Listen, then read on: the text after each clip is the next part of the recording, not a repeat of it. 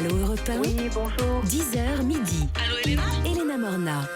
Alors Isabelle, aujourd'hui, c'est la suite de la campagne de sensibilisation Les Côlons d'Aise. Alors c'est une opération qui s'inscrit dans le cadre de Mars Bleu, le mois de sensibilisation pour lutter contre le cancer du côlon. Ça fait 2 ans que cette campagne a été lancée et il faut bien dire que les résultats sont assez médiocres, ce qui a poussé les gastro-entérologues à aller encore plus loin avec ces côlons d'Aise. 1000 praticiens sont mobilisés et prêts à ouvrir leurs consultations gratuitement.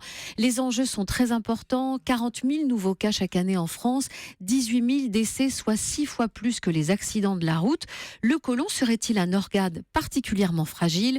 Les explications du professeur Franck Zerbib, gastro-entérologue au CHU de Bordeaux. Le côlon est un organe important puisqu'il permet d'éliminer correctement tout ce que nous ingérons quotidiennement. Le problème du côlon, c'est qu'il peut fabriquer des polypes.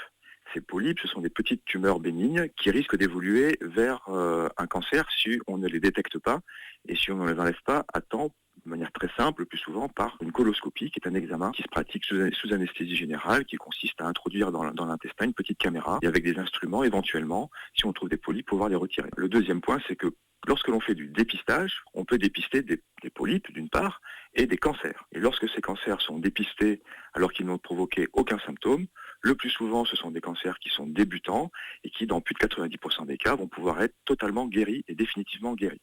Alors je vous rappelle que vous avez tout le mois de mars, cette opération en campagne de prévention, tout le mois de mars, Mars Bleu, l'occasion d'y penser. Gérald ? Et c'est important de parler dépistage aussi avec un test que votre médecin généraliste peut vous proposer qui s'appelle l'hémoculte, que vous faites à la maison et que vous renvoyez au laboratoire. C'est pour dépister du sang au niveau des selles et c'est une méthode de dépistage.